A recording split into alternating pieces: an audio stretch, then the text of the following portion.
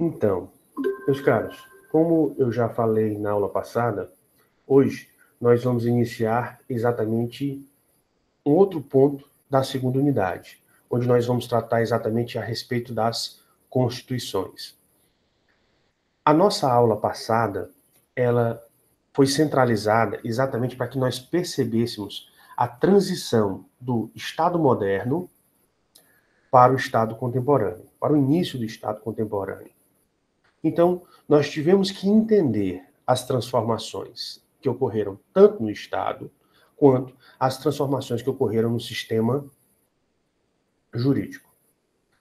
E ocorreram várias outras transformações, mas eu quero colocar aqui para vocês que o foco dessa disciplina e o foco do direito constitucional foi fazer exatamente esta análise das mudanças, tanto que ocorreram dentro do Estado, quanto as mudanças que ocorreram no meio jurídico. Então, por isso que nós centralizamos, nós nos limitamos somente a analisar esses aspectos. Existem vários outros, mas aí você vai estudar esses outros aspectos em outros ramos do saber. Aqui a gente vai se limitar exatamente a esses dois. Percebemos que, logo após a Revolução Francesa, no que se refere à questão jurídica, foi criada uma nova norma, a lei. E essa lei, naquele determinado momento, ela foi uma salvadora. Por que a lei foi uma salvadora? Nós precisamos lembrar que o poder normativo no Estado moderno era exercido pelo rei, e somente pelo rei. E aí você já tem uma mudança. Por quê?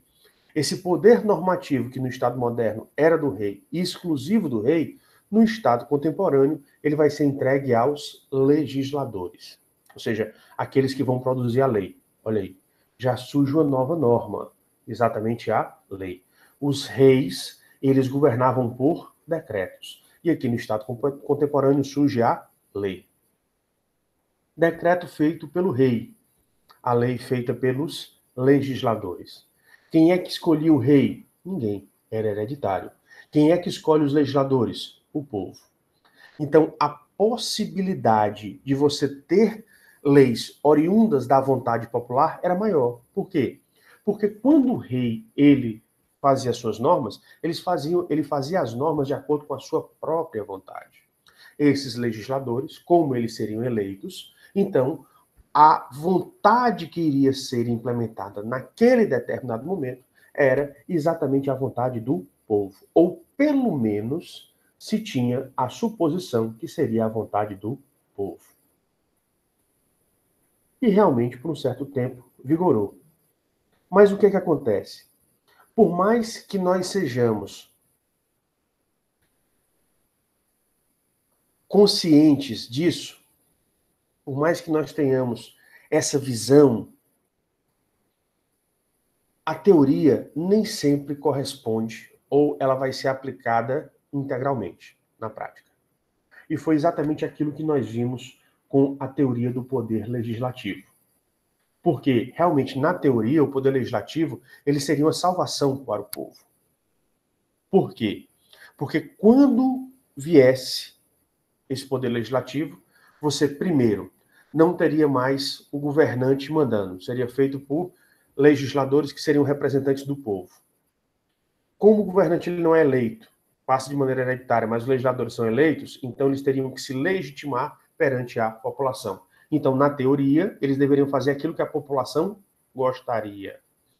E, em terceiro passo, você teria leis mais justas, que fossem mais de acordo com os anseios populares. Essa foi a teoria. Lindíssima.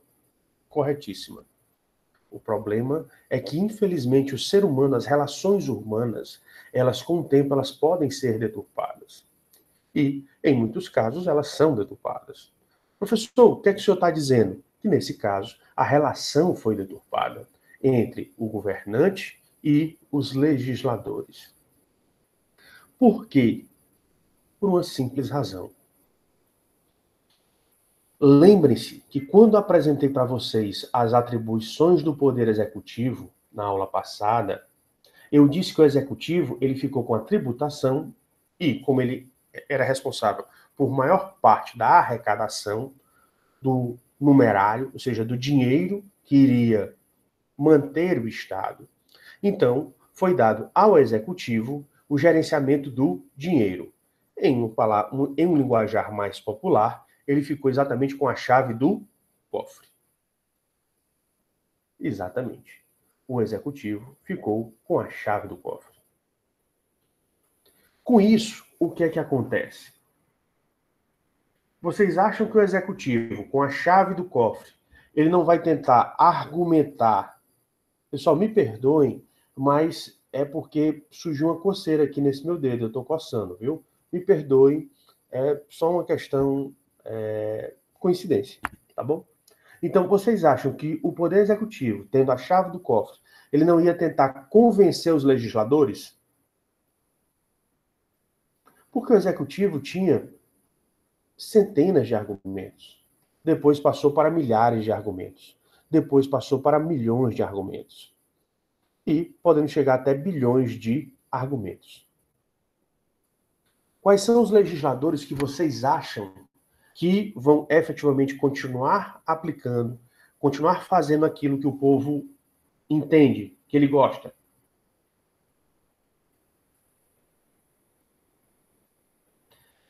E por isso, as leis, elas passaram a ser feitas não mais de acordo, ou eu não posso dizer todos os casos, mas em grande parte, as leis, elas não continuaram a ser feitas de acordo com os anseios populares, mas continuaram a ser feitas de acordo com os anseios dos governantes.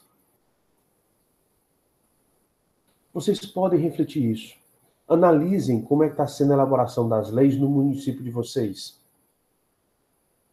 Pela teoria maquiavélica, a maldade ela tem que ser feita de imediato. E a bondade tem que ser feita aos poucos. Então, toda maldade tem que ser feita de imediato. Então, por isso que todo prefeito que assume, tudo aquilo que ele vai ter que sacrificar o povo, ele faz aonde? No primeiro ano do mandato. E nos outros 3, no primeiro ano ele sacrifica o povo, nos outros 3 ele tenta agradar o povo, para que ele consiga uma reeleição ou eleger um candidato que seja indicado por ele. Vocês podem fazer essa reflexão no município de vocês. A maioria das gestões serão dessa maneira. Ah, aqui no município não foi. Tem pessoas que não conhecem essa teoria. Tem pessoas que não são bem assessoradas. Mas, via de regras, é feito dessa maneira. Outra coisa que eu queria colocar para vocês refletirem. Reflitam se as leis que são realizadas, que são elaboradas nos seus municípios ou nos seus estados, elas estão de acordo mais com aquilo que o governo precisa, ou aquilo que o governante quer, ou de acordo com os anseios populares. Vocês vão perceber isso.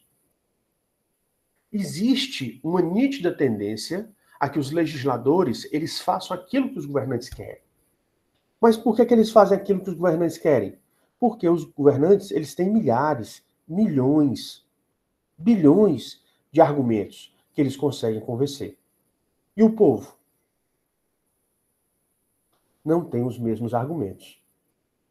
Então, por essas circunstâncias, por essa situação, é que a lei ela começou a ser mal utilizada. Ela começou a ser utilizada de maneira indevida. E você pode ver que essa utilização da lei até hoje. Mas por quê? Se vocês lembrarem do Tribunal de Nuremberg, vocês perceberão a diferença entre a lei e o princípio. Onde a lei é um mero recipiente. E como recipiente, ela recebe todo e qualquer conteúdo. Ela recebe conteúdos bons, mas também recebe conteúdos ruins. Ela recebe conteúdos justos, mas também recebe conteúdos injustos. Ela recebe conteúdos benéficos, mas ela também recebe conteúdos maléficos. Então, infelizmente, a lei como instrumento de salvação do povo, ela não persistiu. Ela se tornou mais uma ferramenta de opressão dos governantes em relação aos governados. Então, exatamente por essas circunstâncias, surge a ideia, surge a teoria de uma nova norma. Norma esta que deveria salvar o povo. Salvar por quê? Porque tentaria frear, tentaria limitar o poder dos governantes. E que norma foi essa que foi imaginada? Foram exatamente as constituições. Então surgiu a teoria acerca das constituições, onde essas constituições elas seriam normas que estariam no ápice da pirâmide do ordenamento jurídico estatal e um dos papéis principais dessa norma seria a defesa do cidadão frente ao Estado. Ou seja, conceder, resguardar, garantir direitos do cidadão e que o Estado não poderia desrespeitar. Seria uma das principais ideias da Constituição. Então, com isso, como ela iria consagrar direitos, iria manter esses direitos dos cidadãos frente ao Estado, quando você limita o Estado, você está, na verdade, está limitando quem? Você está limitando o poder do chefe do executivo, aquele a quem nós chamamos de governante. Então, a Constituição seria a norma mais eficiente, mais eficaz para tentar evitar as manipulações dos chefes de Estado. Na aula passada, um dos estudantes, ele me perguntou, professor, por que a Constituição brasileira ela é tão modificada? Por um simples motivo. Porque os governantes brasileiros, eles sabem que eles conseguem convencer os nossos legisladores. Todos eles sabem o caminho de convencer os nossos legisladores das mudanças. Então, por isso que cada governante que entra, ele quer reformar a Constituição da maneira que ele quer. Por isso que a nossa Constituição ela é tão retalhada. Ao passo que constituições como a dos Estados Unidos, como a Constituição inglesa, elas não são tão retalhadas.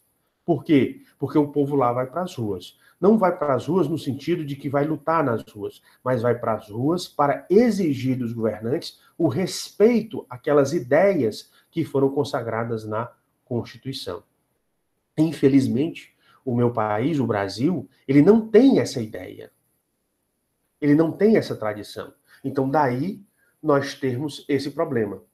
E quando você vê a Constituição inglesa, a Constituição dos Estados Unidos da América do Norte, tem pouquíssimas alterações, pouquíssimas emendas. E a Constituição brasileira, ela é tão cheia de emendas. Depois a gente vai ver o porquê que em alguns estados não existe tantas emendas, em outros existe uma quantidade exacerbada de emendas. Mas veja, o que eu queria deixar bem claro era isso. Então, na teoria da Constituição, quando a Constituição, a norma constitucional, ela foi criada exatamente como uma nova norma que serviria para defender um cidadão, cada cidadão, das atuações do Estado, ou mais especificamente, do governante do Estado.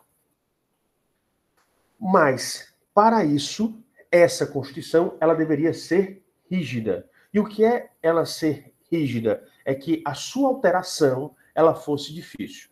Tanto a sua criação, quanto a sua alteração, ela fosse difícil. E outra norma, e outra situação, perdão, que esta Constituição, ela também fosse principiológica. Ou seja, a Constituição, ela vai dar prevalência a normas princípio e não a normas regra, como aconteceria com as leis, porque as leis elas são meramente normas regra e a Constituição ela daria prioridade às normas princípio.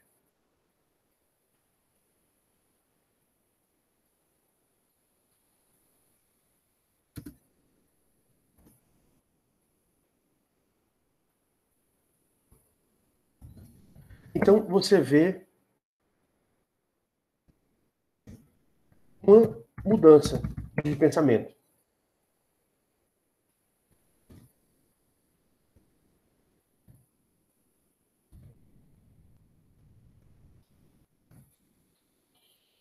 Onde se tentou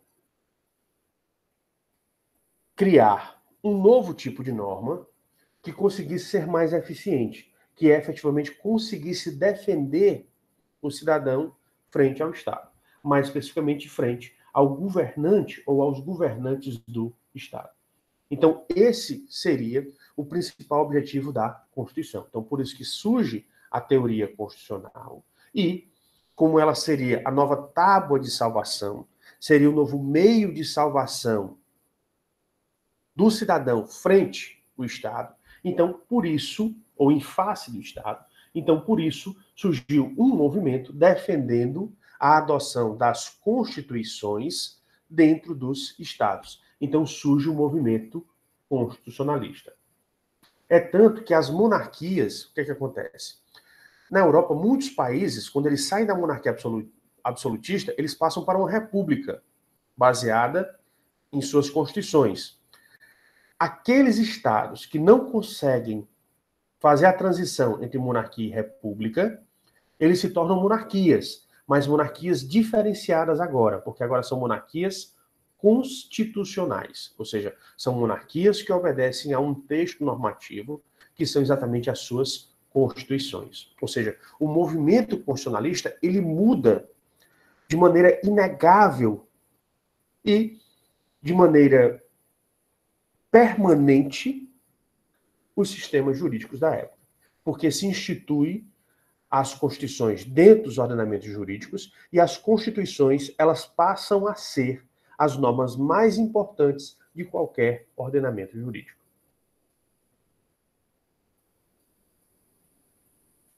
Vocês estão me acompanhando até aqui?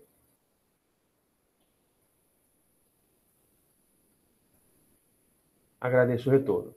Então, como surgiu esse movimento defendendo as constituições e, em resposta, ocorreu uma mudança permanente em todos os ordenamentos jurídicos, no próprio direito, ou na própria concepção do direito, colocando essas constituições no ápice das pirâmides, então nós temos que analisar exatamente essa nova norma que está surgindo, a Constituição.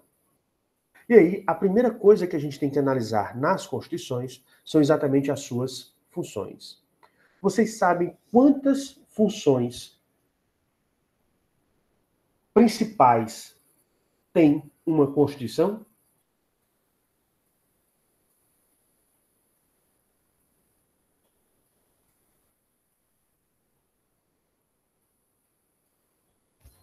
Eu respondo para vocês. 2. Então, qualquer Constituição, ela tem 2 funções principais. Uma, criar e organizar o Estado. A outra, criar e organizar o ordenamento jurídico para que ambos possam funcionar em concomitância. E aqui eu faço uma pausa para que você consiga entender a importância da Constituição.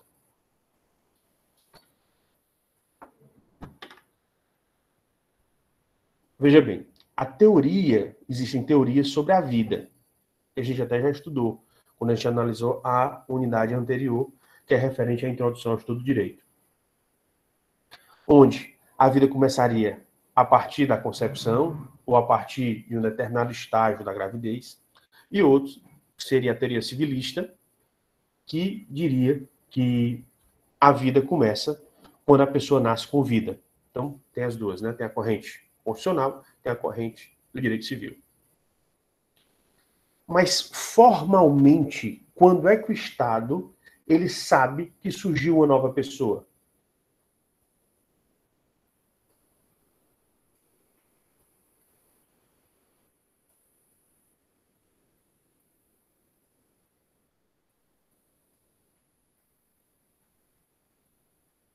Alguém poderia me responder? Poderia responder essa pergunta? Professor, seria a partir do arrecadação dos tributos? A partir da arrecadação do tributo, Você consegue me ouvir? ela acontece bem antes. Porque logo após o nascimento, qual é a obrigação que os pais têm em relação à criança? É registrar a criança. Registrar a criança. Então, é a partir do seu registro civil, que nós brasileiros, aqui no estado do Ceará, conhecemos como a certidão de nascimento. Gerlando, você acertou. Quando ela é registrada, ou seja, quando se elabora a certidão de nascimento. Então, mesmo que uma criança ela venha a nascer, morre no nascimento, ou nasce morta, ou nasce e pouco depois morre, tem que ser feita a certidão de nascimento e a certidão de óbito. Por quê? Porque aquilo dali vai ser registrado para o Estado. Professor, o senhor está sendo uma pessoa mórbida, o senhor está sendo uma pessoa insensível, o senhor está sendo uma pessoa muito fria. Não, não é isso. Por quê? O Estado, ele precisa saber o que está acontecendo. Então, por isso que ele precisa dos registros. Através dos registros, ele tem como analisar cada população, a população de cada município, e saber qual é o problema que está tendo naquele determinado município. E dentro desse problema que ele está tendo naquele determinado município, ele vai determinar ou ele pode dar ferramentas para que as autoridades competentes elas possam implementar as ferramentas de políticas públicas para aquela determinada área. Exemplo, se a mortalidade infantil cresce, você sabe que você tem que fazer um melhor acompanhamento das gestantes. Tem que preparar as adolescentes para não engravidar no tempo errado. Por quê? Porque se a mulher ela vem a engravidar muito cedo, tanto ela quanto o bebê correm riscos. Se a mulher engravida muito tarde, tanto ela quanto o bebê correm riscos. Então, é o Estado perceber a situação que ele tem para que ele possa ajudar a população da melhor maneira possível. Então, por isso é que você tem essa necessidade dos registros, tanto os registros de nascimento quanto os registros de óbito. E essa tarefa é entregue aos pais. Infelizmente, é entregue aos pais. Então, por isso que você precisa fazer esses registros, tá certo? Então, a pessoa física, para o Estado, ela passa a existir formalmente a partir do seu registro civil, ou daquilo que aqui no estado do Ceará nós conhecemos como certidão de nascimento. A partir de que aquela nova pessoa, ela tem uma certidão de nascimento. Vimos também as pessoas jurídicas. Pois bem, as pessoas jurídicas, elas passam a existir a partir de que momento, pessoal? Vocês estão lembrados?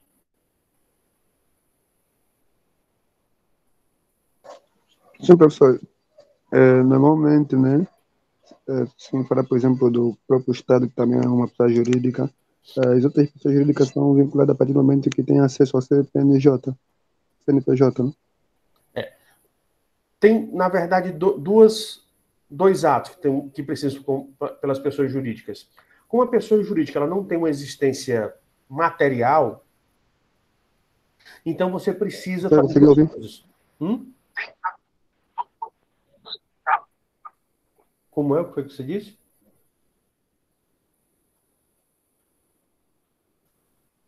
Pode falar, se quiser. Não entendi o questionamento agora do professor. Não entendi a primeira pergunta do senhor. Certo. Eu vou explicar agora. Fique tranquilo, tá certo? Certo.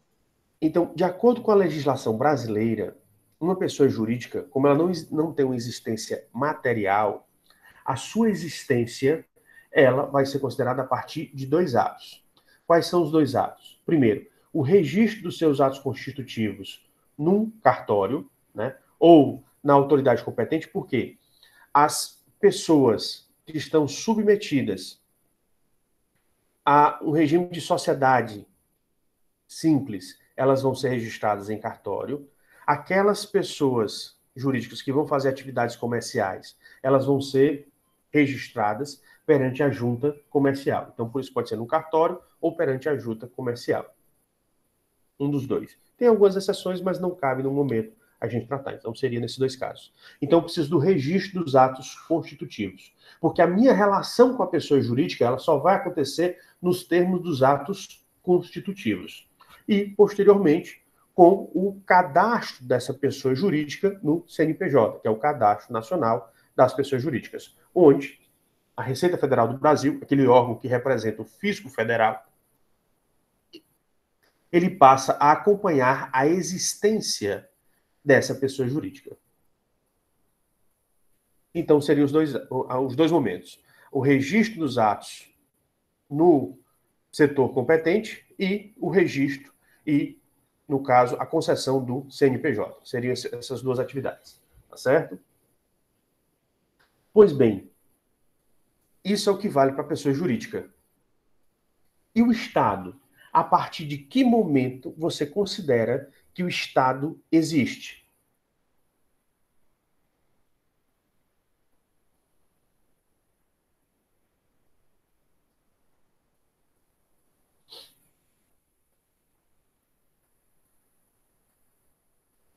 Será que podemos dizer que a partir do momento que se torna uma república, professor? A partir do momento que ele consegue se organizar enquanto pessoa jurídica e consegue fazer um documento. Ele se organiza, veja bem, toda pessoa jurídica, para se organizar, ele precisa de um documento jurídico. As pessoas comuns, em regra, ela tem um estatuto social ou um contrato social. Mas para o Estado, ele, como pessoa jurídica, ele também vai precisar de um documento. Que documento é esse?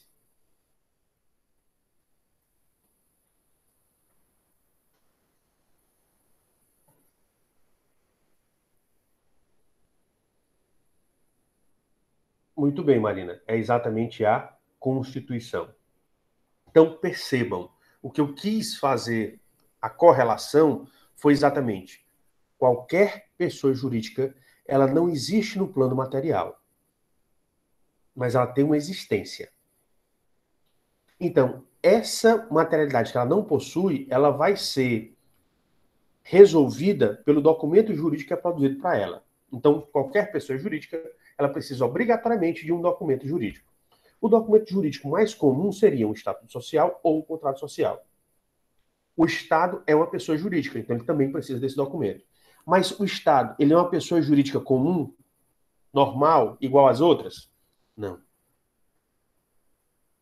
No linguajar de hoje, né, o Estado é a pessoa jurídica, ou seja, ele é a pessoa jurídica que é diferente de todas as outras que existem dentro do seu território. Então, nós poderíamos dizer que ele é uma pessoa jurídica especial. E enquanto pessoa jurídica especial, ela também vai precisar de um documento. Mas o documento dela, ou o documento dele, o Estado, vai ser um documento especial. Que documento especial é esse? Exatamente a Constituição. Pode falar, Manuel. Sim, professor. Obrigado pela palavra. Fiquei assim aqui meio indignado, né? Eu realmente quis falar que era a Constituição, mas fui pensando na ideia, né? Que antes, tipo, pós-colônia, né? Os países foram se formando, né? E ainda não tinham as cartas magnas. Aí, naquele momento, ainda não eram consideradas pessoa jurídica, ainda não eram Estado. Quero saber isso. Ele já seria um Estado, mas ele só se consolida a partir do momento que ele consegue fazer a sua Constituição, e aí depois, se você for fazer, por favor, pode desligar o seu som, porque tá. Obrigado. Então vamos lá.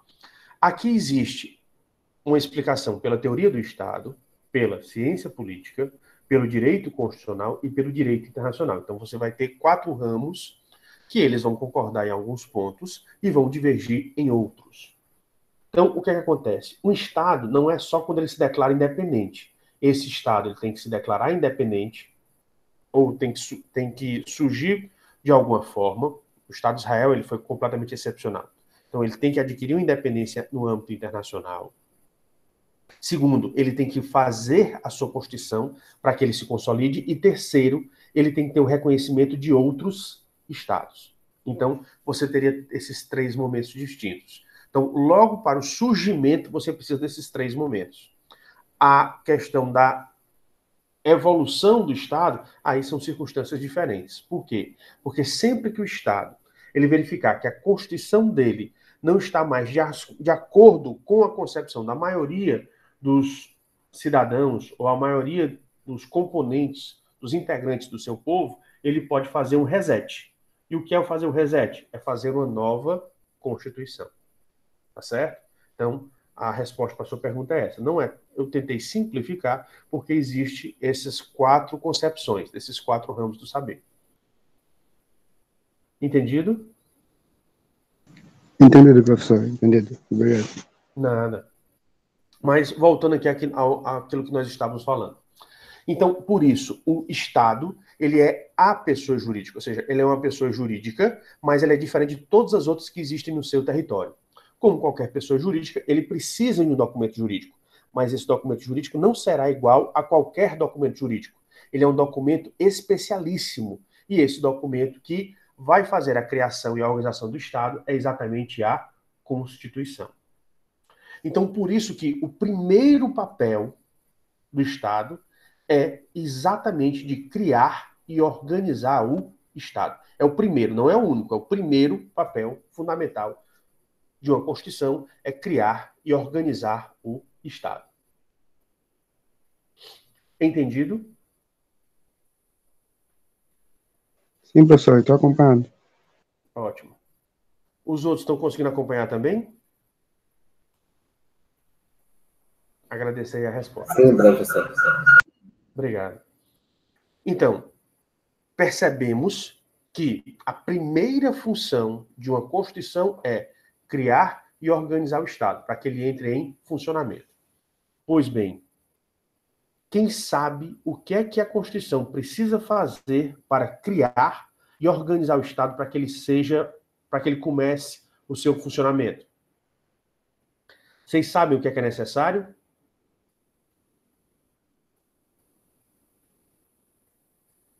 Desculpa, professor, não entendi.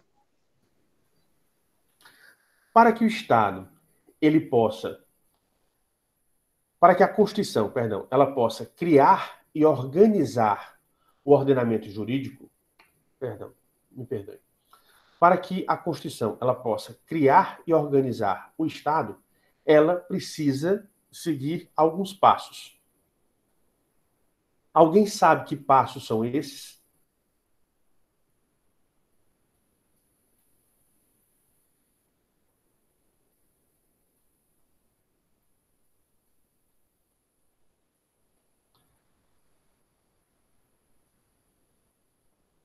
Eu vou dar a dica. Estão exatamente aqui. Então, a primeira coisa que uma Constituição ela deve fazer para criar e organizar um Estado é resolver ou decidir estabelecer os princípios político-constitucionais sob os quais esse novo Estado ele vai ser formado. Por quê? Porque esses princípios político-constitucionais eles vão ser as bases, vão ser os fundamentos do seu Estado.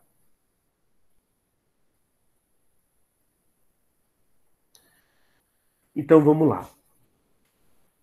E quais são esses princípios político-constitucionais?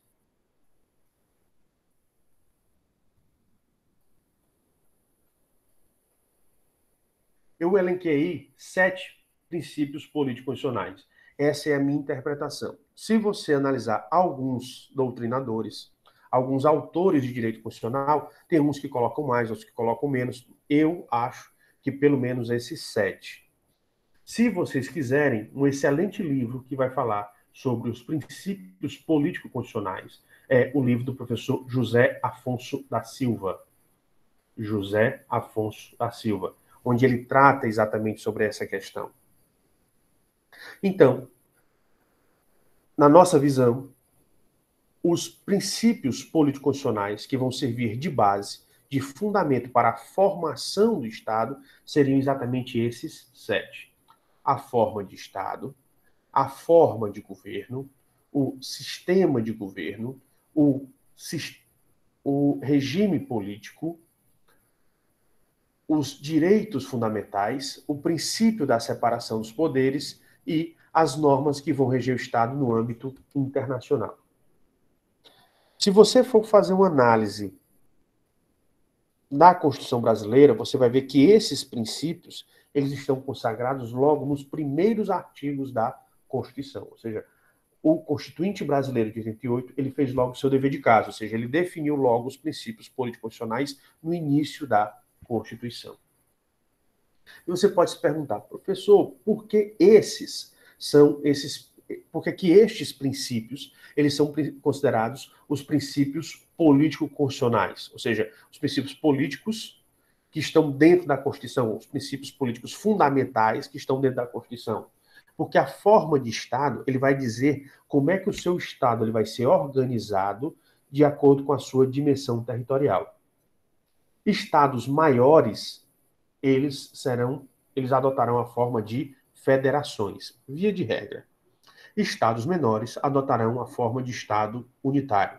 Então, por isso que essa organização do Estado, ela vai depender exatamente da dimensão territorial. Via de regra, existem exceções, certo? Segundo, a forma de governo. A forma de governo, ela vai tratar exatamente como será a ascensão e a permanência no poder. Por quê? Porque as formas de governo que nós conhecemos são monarquia e república. Como é que você ascende na monarquia? De forma hereditária. Na república, de maneira eletiva. Então, um vem passando de pai para filho. Na outra forma, é o povo que vota e escolhe o seu governante. A outra diferença, a monarquia, quanto tempo a pessoa passa no poder? É vitalício. Uma vez que a pessoa assume, vai até a sua morte. Já no sistema republicano, ele é temporário. Por quê? Porque cada governante que é eleito, ele tem direito a 1 ou 2 mandatos. E esses mandatos, eles têm um tempo já pré-fixado. Então, por isso, que seria as maiores diferenças que você teria nas formas de governo existentes entre monarquia e república. Seria a ascensão ao poder e a permanência do governante neste poder. Depois seria a ocasião principal, ou o momento principal seria regulamentar o relacionamento entre os poderes executivo e legislativo. Por que você não coloca o poder judiciário também? Porque o poder judiciário, ele é um poder que ele é mais destinado à solução de conflitos. Então, como ele é destinado, ele é voltado para a solução de conflitos, então ele não vai estar no dia a dia das questões administrativas. Ele vai ser chamado e ele vai decidir em última instância, mas aí ele vai decidir os problemas. Por isso que ele não se interfere o tempo todo. Então, por isso que o sistema de governo ele vai tratar exatamente da relação entre executivo e legislativo. Se você pegar um modelo presidencialista, você vai entender que o executivo ele é independente do legislativo, ou seja, o seu funcionamento ele vai ser totalmente independente do legislativo. Claro que obedecendo a parcela, lembrando que no princípio da separação dos poderes eles são independentes e harmônicos, então tem que respeitar a harmonia. Então, a independência ela não é absoluta, ela vai ter até um determinado limite, porque se o poder estiver errando, você tem que utilizar as ferramentas da harmonia.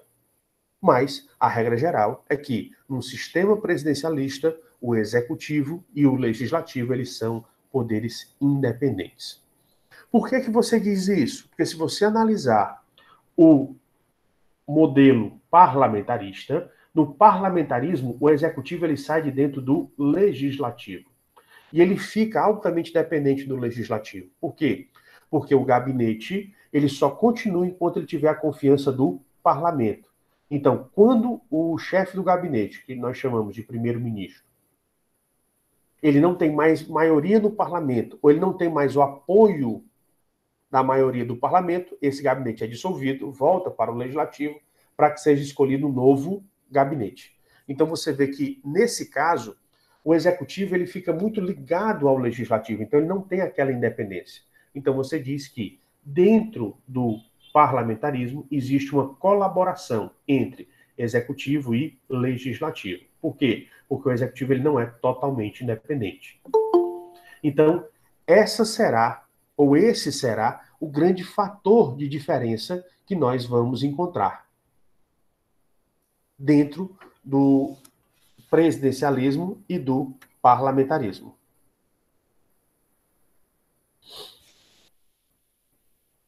Os sistemas de semipresidencialismo ou semiparlamentarismo. Vai ocorrer uma mistura, tá certo? E aí, como essa mistura ela vai acontecer de diversas formas, aí você tem que ver o modelo. Então, por isso que eu coloquei os modelos clássicos de presidencialismo e parlamentarismo. Eu não vou fazer comentário sobre semipresidencialismo ou semiparlamentarismo.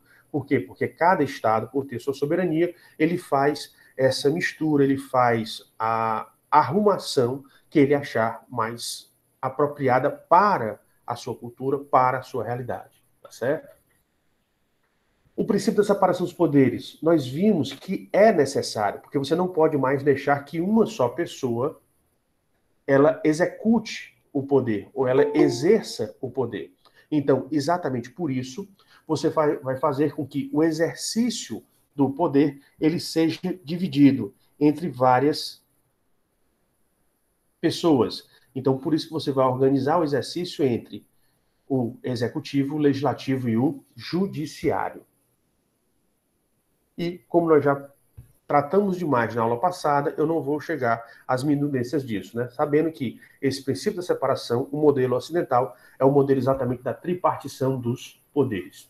O regime político seria o relacionamento entre o governante e o povo, onde esse relacionamento ele vai desde o respeito à vontade popular, que seria um regime democrático, ou pode ser o que alguns autores chamam de poliarquia, né, onde a maioria vence, que é o modelo mais comum que nós temos. Pode ser o extremo oposto, que é o totalitarismo ou autoritarismo, onde o governante manda e todos devem obedecer. E você tem também, quando o totalitarismo ou o autoritarismo, o regime ditatorial, ele é disfarçado para fingir que ele está de acordo com a vontade do povo, que é exatamente os déspotas, né? Ou os regimes populistas ou déspotas, certo? A gente teria exatamente essas circunstâncias também. Então, é você analisar a interação do governante com o povo e o respeito à vontade do povo.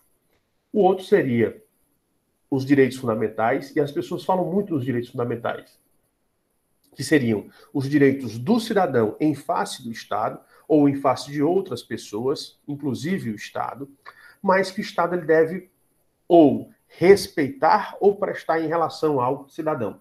Mas de nada vale o direito fundamental se ele não for garantido, ou seja, se ele não tiver meios de garantia. Por isso que a gente colocou aí tanto os direitos fundamentais como os remédios constitucionais, que seriam exatamente os meios de garantir a efetivação dos remédios dos direitos fundamentais. E, por fim, teria também a situação que você faria essa relação entre o Estado e os outros estados na esfera internacional. Então, seriam os princípios que vão nortear o seu Estado na relação internacional ou na seara internacional, que também seria importante você analisar essa situação. Então, esse, como já disse, a nosso modo de ver, seriam exatamente aqueles 7 princípios político-constitucionais que seriam mais importantes a serem implementados em qualquer Estado, no que diz respeito a essa função primordial do Estado, que é criar e organizar o Estado.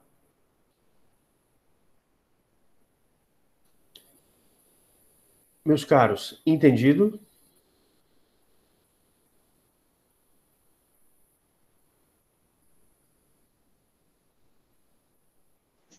Então, deixa eu só colocar aqui uma questão, né, concernente, por exemplo, no estado. Quando a gente estiver fazendo nosso trabalho, né, tendo em conta esses pontos na forma de Estado, forma de governo, será interessante também nós colocar como é que está regido, uma vez que é uma análise da nossa Constituição, certo? Por favor, você pode refazer sua pergunta um pouquinho mais alto e um pouquinho mais devagar, por favor? Sim, professor. Eu questionava o seguinte, sobre o nosso trabalho, né? Uma vez que é a análise da nossa Constituição, será interessante também nos colocar, né, por exemplo, as formas de Estado, forma de governo, sistema de governo, certo? Uma vez que é a análise da nossa Constituição. Pronto. Só um parênteses em relação a isso. No semestre passado, eu já pedi que os estudantes eles fizessem essa análise, tá certo? Então, esse daí foi o foco do semestre passado. Nesse semestre, eu peço para você fazer outras avaliações da Constituição. Nada impede que você faça aquelas que eu pedi e acrescente mais essas. Nada impede, tá certo? Mas que o foco desse trabalho agora não é esse. É exatamente aquele outro que eu coloquei dentro da avaliação, tá bom? Se você quiser acrescentar, ok, pode acrescentar. Mas o foco não é esse. Consegui esclarecer o seu questionamento? Sim, professor. Era mesmo isso que eu estava questionando. Pronto, ok. Fico feliz. Então, eu gostaria de perguntar à turma: todos conseguiram compreender essa primeira função primordial de qualquer Constituição, de criar e organizar o seu Estado, e como é que ela cria e organiza o seu Estado já para colocá-lo em funcionamento? Agradeço o retorno de vocês. Então, uma vez que nós entendemos a primeira função essencial, nós temos agora que entender a segunda função essencial, que é exatamente a criação e organização do ordenamento jurídico. E você pode, nesse momento, estar se perguntando: poxa, se a Constituição ela já criou e organizou o Estado, para que você precisa criar e organizar o ordenamento jurídico? Por uma questão bem simples. Você viu, ou eu demonstrei a vocês, quais são os princípios político-constitucionais. Então, o que acontece? O próprio termo está dizendo, são princípios políticos, são opções políticas. Esses princípios político-constitucionais, eles também podem ser chamados de opções políticas fundamentais de qualquer Estado. Mas o nome já está dizendo, é um viés político. Nós precisamos também tratar do viés jurídico. E você pode se perguntar: professor, por que eu precisaria do viés jurídico? Eu não já tenho os direitos e garantias, ou os direitos fundamentais e os remédios constitucionais? Para que eu preciso do restante? Meus caros, você tem que entender que aquilo que nós vimos em introdução ao estudo de direito, que qualquer convivência precisa de regras. E essas, as regras mais eficientes para regular a convivência dos seres humanos é exatamente o direito. Então, quando você fala ordenamento jurídico, você está falando um conjunto de regras. Tem muitas pessoas que acham, quando a gente está falando de ordenamento jurídico, está se referindo única e exclusivamente à lei. Pasmem, vocês estão redondamente enganados. Por quê? Porque quando nós falamos de ordenamento jurídico, nós estamos nos referindo exatamente a normas e todos os tipos de normas que existem no seu Estado. Normas estas que vão desde a Constituição, que estão no seu ápice, até as normas mais individualizadas, como é o caso dos contratos, dos testamentos, das portarias no âmbito público e tantas outras normas. Então, você tem que entender que o direito ele não se resume à lei. O direito ele é muito maior do que a lei. E ele envolve todas as normas, que também nós estudamos lá na unidade 2, quando nós analisamos as fontes do direito e como é que o direito ele pode ser encontrado dentro dos nossos estados. Então, por isso que você também precisa entender como é que esse estado ele vai ele vai elaborar e ele vai exigir essas normas de convivência dos seus cidadãos. Pois bem, esse conjunto de normas de convivência nós vamos chamar de ordenamento jurídico. Então, tão importante quando você organizar o Estado, é importante também você organizar o seu conjunto normativo, porque é baseado neles que você vai conseguir gerenciar a sua comunidade. É baseado nesse conjunto de normas que cada indivíduo ele vai saber como se portar dentro da sua sociedade, dentro da sua comunidade. Entendido, pessoal? Isso daqui?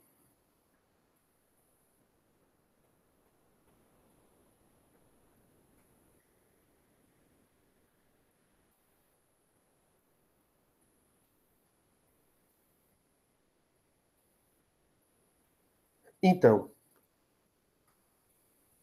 Por isso, agradeço o retorno. Então, por conta disso, além de eu ter os princípios, além da Constituição ter que definir quais são os princípios político-constitucionais, ela também precisa definir quais são os princípios jurídico-constitucionais. Os princípios políticos para as opções políticas, os princípios políticos, os princípios jurídicos, definindo quais são exatamente as bases, os fundamentos para os vários ramos do direito que você vai ter dentro do seu ordenamento jurídico. Então, na Constituição, você vai ter os princípios basilares do direito civil, do processo civil, do direito penal, do processo penal, do direito previdenciário, do direito constitucional, do direito administrativo, do direito comercial, do direito financeiro, do direito econômico, enfim, dos vários ramos que vão ser encontrados dentro do seu Estado. Pois bem, todos esses ramos que vão existir dentro do seu Estado, pelo menos em teoria, os princípios fundamentais de cada um desses ramos do direito devem ser encontrados aonde? Exatamente na sua Constituição. Então, todos esses princípios que vão regular cada um dos ramos do direito do seu Estado, eles vão estar previstos de antemão dentro da sua Constituição. Logo, esses princípios vão ser os princípios jurídico-constitucionais. Então, por essas razões que eu acabei de explanar para todos vocês, é que os princípios jurídico-constitucionais, eles vão possibilitar as suas constituições exatamente de criarem e organizarem o ordenamento jurídico do seu Estado.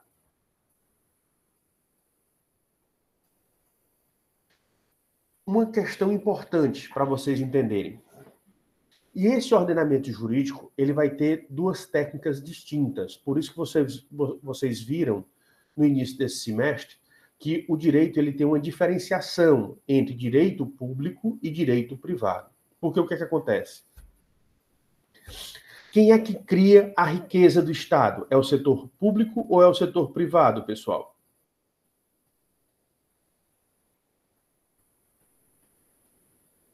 Quem é que é responsável pela geração de riqueza? É o setor público ou o setor privado?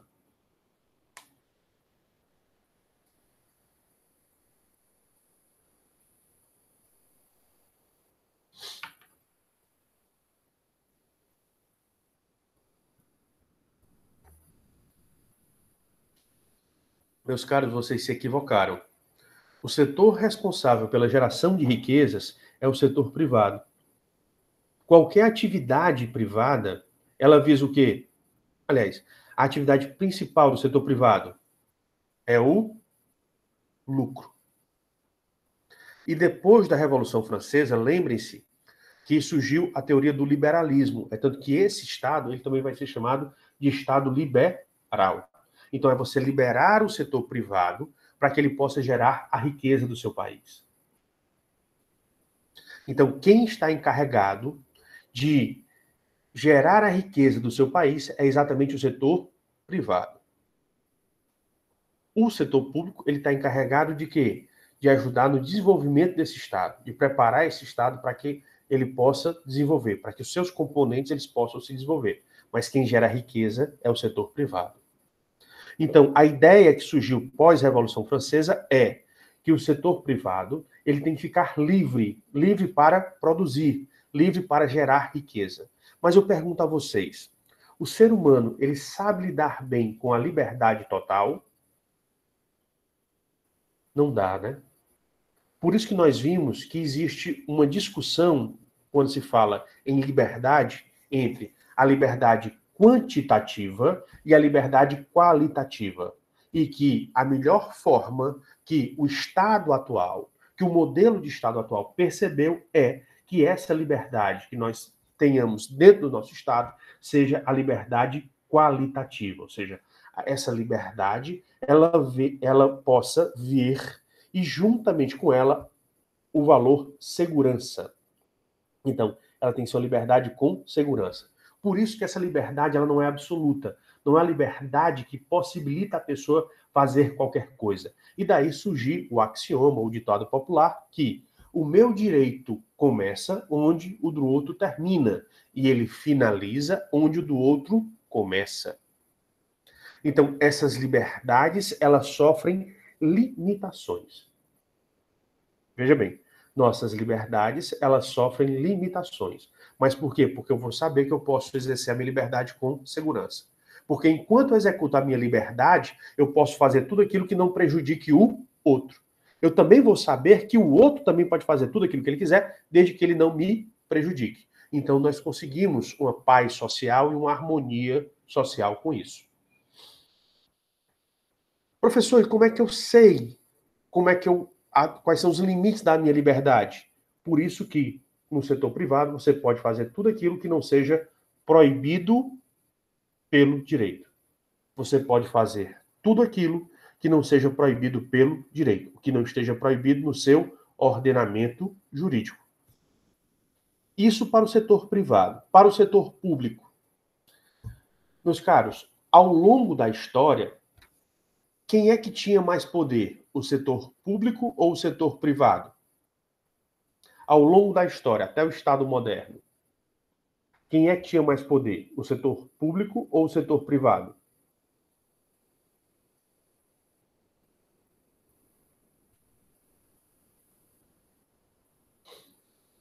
Era o setor público. Lembre-se que quando você teve aquelas grandes navegações, onde os ricos comerciantes, os ricos financistas, eles faziam os investimentos, quem é que cobrava impostos e não gastava nada, não investia nada, mas conseguia parte dos lucros? Os reis, ou seja, o Estado, o setor público. Então, por isso que, como o Estado ele é soberano, ele manda em tudo, em todos que estão dentro do seu território.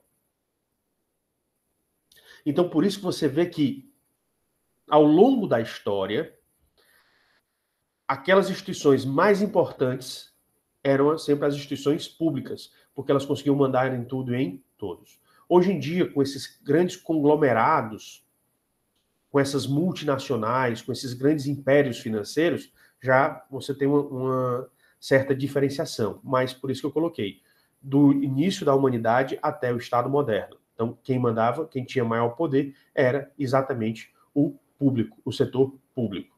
Hoje ainda continua, mas você tem que ver essas grandes multinacionais, né? Ou seja, essas grandes empresas a nível internacional. Então, por isso que o setor público ele merece uma maior vigilância. Por quê? Geralmente quem tem muito poder, a tendência é oprimir as pessoas que estão abaixo dele. Então, e o Estado, o setor público do Estado, por várias vezes oprimiu o cidadão. Você tem vários exemplos ao longo da história. Por conta exatamente desses exemplos da história, ou dessas situações onde o Estado oprimiu o povo, é que o Estado ele é mais fiscalizado. Então, qual vai ser a relação do Estado com o ordenamento jurídico? A relação do Estado com o ordenamento jurídico é que, no setor público, a pessoa que está dentro do setor público, seja ele o governante, o administrador, o gestor ou o executor, ou seja, o agente, a pessoa que executa as ordens, qualquer um deles tem que obedecer ao ordenamento jurídico. Tem que obedecer ao princípio da estrita legalidade. Ou seja, na administração pública você só pode fazer o que está na lei. Se não estiver na lei, é proibido. Então percebam a interação dos setores com o ordenamento jurídico, onde no ordenamento privado, a relação entre o setor jurídico e o setor privado, ele é diferente. No setor privado, a pessoa que está dentro do setor privado, ela pode fazer tudo aquilo que não seja proibido pelo ordenamento jurídico. Então, ela tem uma maior liberdade. No setor público, pela história pregressa, qualquer pessoa que está no setor público só pode fazer o que está na lei. O que não estiver na lei é proibido. Então, existe um grau de vigilância maior. Então, aqui existe vigilância para proibir ou para tentar desestimular a opressão. no setor privado, o que existe é a liberdade. Liberdade para produzir, liberdade para criar, liberdade para gerar riqueza. Entendido? Vocês conseguiram perceber a diferença da mudança entre o setor público e o setor privado e a relação com o ordenamento jurídico?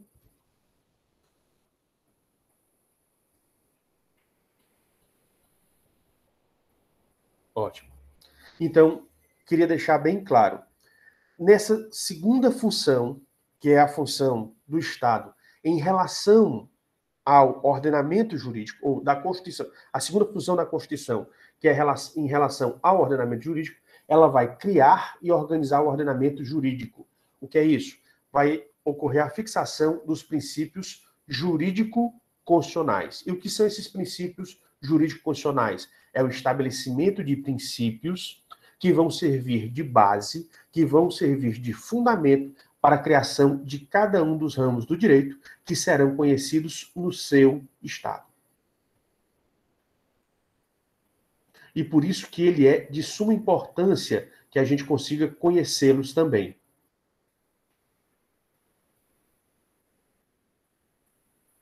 E com isso, a gente vai ter que analisar um pouquinho exatamente o ordenamento jurídico, ou seja, como é que é o ordenamento jurídico, qual é a compreensão do ordenamento jurídico e como ele vai ser aplicado.